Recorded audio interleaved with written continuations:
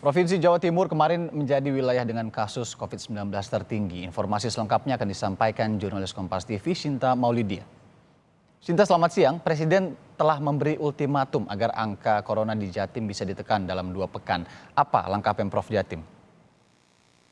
Ya, selamat siang Irianda dan juga saudara, memang benar bahwa saat ini Provinsi Jawa Timur menduduki peringkat pertama dari jumlah kasus positif COVID terbanyak di Indonesia dan memang setelah kemarin Presiden Joko Widodo mengunjungi Jawa Timur, terutama di Gedung Negara di Surabaya untuk kemudian menyampaikan memberikan tenggat waktu 2 minggu kepada gugus tugas COVID-19 Jawa Timur, yakni Gubernur Jawa Timur Ferdinand Parawansa, ada beberapa action plan atau langkah strategis yang memang saat ini telah dan tengah disiapkan untuk kemudian bisa menekan laju dari pertumbuhan angka kasus COVID-19 di Provinsi Jawa Timur, terutama di Surabaya Raya. Yang pertama, kemarin Ferdinand Parawansa sebagai Ketua Gugus Tugas COVID-19 Jawa Timur mengatakan saat ini tengah membentuk tim gabungan, yakni dari gugus tugas COVID-19 Jawa Timur dan juga dari sejumlah gugus tugas dari Surabaya Raya, yakni Kota Surabaya, kemudian juga Kabupaten Gresik dan Kabupaten Sidoarjo untuk kemudian meningkatkan koordinasi sinergitas satu sama lain untuk bisa menekan angka dari pertumbuhan kasus COVID-19, terutama di wilayah Surabaya Raya, karena ada sekitar 63% kasus COVID ini berada di Surabaya Raya. Sebelumnya memang ada gugus tugas COVID-19 Jawa Timur yang dibentuk, namun ini berbeda karena sebelumnya ini berdiri sendiri-sendiri untuk gugus tugas COVID-19 Jawa Timur ini menaungi seluruh Provinsi Jawa Timur atau 38 kabupaten kota. Saat ini ada tim gabungan baru yang tadi saya sebutkan, yakni gugus tugas COVID-19 Jatim dan juga Surabaya Raya yang terus akan berkoordinasi. Dan ini pun juga berkorelasi dengan arahan dari Presiden Joko Widodo pada 3 hari yang lalu yang menyampaikan bahwa kota Surabaya, Surabaya Raya sebagai aglomerasi atau epicentrum baru dari penyebaran COVID-19 harus difokuskan terlebih dahulu untuk penyelesaian di sini. Sehingga mengapa kemudian ini dibentuk tim gabungan. Nah, tim ini nantinya, saudara, juga dalam koordinasi dari Panglima Komando Gabungan Wilayah Pertahanan atau Pangkogab Ilhan II yang kemarin secara langsung juga instruksinya ini disampaikan oleh Presiden Joko Widodo, di mana ada beberapa tugas khusus yang diberikan kepada Pangkogab Ilhan II dan juga tim gabungan ini nanti. Salah satunya adalah terkait dengan relaksasi rumah sakit, yakni pengklasifikasian dari para pasien, baik itu tanpa gejala, gejala ringan, hingga gejala berat, agar tidak menumpuk di rumah sakit rujukan. Ada 99 rumah sakit rujukan, saudara, di Provinsi Jawa Timur, dan memang ada beberapa rumah sakit yang bahkan kemarin sempat kewalahan, seperti Rumah Sakit UNER, dan ini juga dikhawatirkan menjadi salah satu penyebab dari kemudian penyebaran virus corona secara masif di kota Surabaya Raya atau di Surabaya Raya, sehingga mengapa kemudian ini dibentuk tim baru. Nah, nantinya kemarin yang sempat disampaikan juga nantinya untuk pasien dengan gejala ringan, kemudian tanpa gejala ini diisolasi di rumah sakit darurat, agar tidak bercampur dengan pasien dengan gejala berat di rumah sakit rujukan. Sehingga ini juga nantinya bisa fokus, tenaga kesehatan bisa fokus dan juga bisa meningkatkan tingkat kesembuhan atau recovery rate, terutama di wilayah Surabaya Raya. Kemudian yang kedua, Gubernur Jawa Timur mengatakan saat ini tengah menggandeng 8 pakar epidemiologi untuk kemudian menentukan pola dari menekan dari laju angka pertumbuhan COVID-19 di Jawa Timur. Belum ada informasi resmi memang langkah-langkah strategis apa nanti yang kemudian disiapkan dengan 8 pakar epidemiologi ini.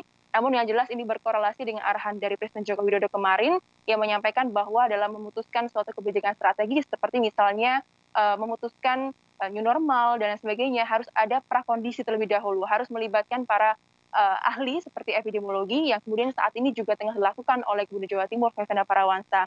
Kemudian ada beberapa langkah strategis lain yang terus dilakukan saat ini juga adalah untuk memasifkan dari tracing dan juga testing. Dan kami pantau untuk hari ini sendiri tadi ada tepatnya di Gor Pancasila juga ada rapid test masif dan ini masih terus akan dilakukan. Data yang kami dapatkan per pekan ini saja ada sekitar 213.000 rapid test masif di Jawa Timur dan ini terbanyak di Pulau Jawa yang terus dilakukan oleh gugus tugas COVID. Kemudian juga tes swab per pekan ini ada sekitar 30.000 lebih, sehingga memang ini terus dilakukan untuk kemudian mengkerucutkan dari para pasien atau kasus positif COVID-19 untuk kemudian dipetakan untuk mengambil kebijakan strategi seperti apa nantinya agar tidak kemudian menyebar ke wilayah lain. Karena saat ini juga Surabaya Raya menjadi posisi tertinggi untuk penyebaran COVID-19. Kemudian untuk yang lainnya yang saat ini tengah dilakukan juga adalah mensosialisasikan kepada masyarakat untuk meningkatkan kesadaran mereka terkait dengan protokol kesehatan. Pagi tadi dari Forkopimda pemerintah Provinsi Jawa Timur seperti Sekda, kemudian juga Pangdam Lima Brawijaya dan juga Kapolda Jawa Timur dan Wali Kota Surabaya Tri Risma hari ini dan sejumlah Forkopimda Kota Surabaya membagikan 2 juta masker kepada masyarakat di sejumlah titik keramaian. Tadi juga ada seperti di Pasar Tembok, kemudian juga di Taman Bungkul, di Jalan Tunjungan, tempat di mana ini Car Free Day setiap hari Minggunya, sehingga diharapkan dengan sosialisasi ini, masyarakat kemudian bisa meningkatkan kesadaran mereka untuk minimal memakai masker, begitu. Ya, di tingkat Irianda. kebijakan di pemerintah memang sudah dikeluarkan langkah baru begitu ya. Tapi di lapangan sesuai pantauan Anda selama ini, bagaimana sebenarnya tingkat kepatuhan warga Surabaya dan Jawa Timur begitu ya pada protokol pencegahan COVID-19?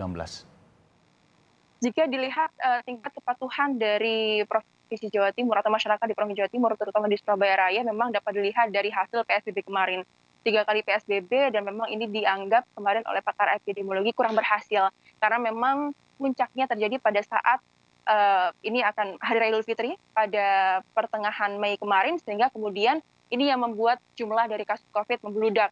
Ada beberapa hal yang kemudian diamati oleh para pakar, tepatnya dari Fakultas Kesehatan Masyarakat atau FKM UNER, yang kemarin juga sempat disampaikan langsung oleh Hovifah di depan dari Presiden Joko Widodo yang menyampaikan hasil survei bahwa untuk di wilayah Surabaya Raya terutama sebagai epicentrum baru, ada sekitar 70%, hampir 70% warga ini tidak patuh dan juga tidak memakai masker.